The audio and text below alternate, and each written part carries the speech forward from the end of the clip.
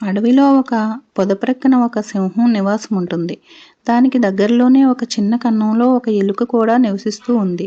ఒకరోజు మండుటెండలో ఆ సింహం అలసిపోయి విశ్రాంతి తీసుకుంటూ ఉంది.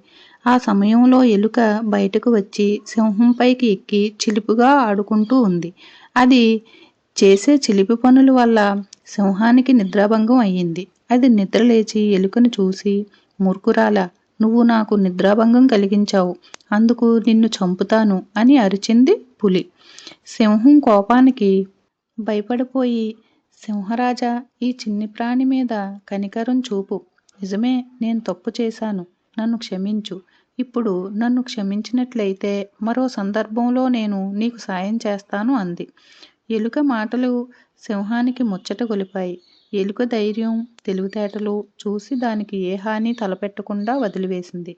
రోజులు గడిచాయి. ఒకసారి మామూలుగా సింహం వేటకు వెళ్ళింది.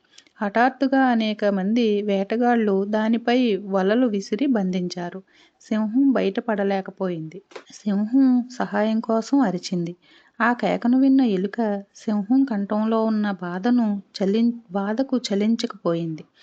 తనను చంపకుండా వదిలివేసిన సింహాన్ని కాపాడాలని నిర్ణయించుకుంది ఎలుక.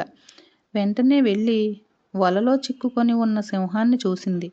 ఆ మరుక్షణమే వల దగ్గరకు వెళ్ళి దానిని తన పళ్లతో పటపటా కొరికివేసింది. దాంతో సింహం ప్రాణాలతో బయటపడింది. ఎలుక తన పట్ల చూపిన సాహసానికి సంతోషించి అప్పటి నుంచి సింహం ఎలుకతో మంచిగా ఆప్యాయంగా ఉంటుంది. ఎవ్వరూ లెక్క చేయని చిన్న చిన్న ప్రాణులు కూడా గొప్ప గొప్ప పనులు చేయగలవని ఎలుక ప్రపంచానికి చాటి చెప్పింది. అందువల్ల మనం చిన్న ప్రాణుల్ని ఎప్పుడూ తక్కువగా చూడకూడదు.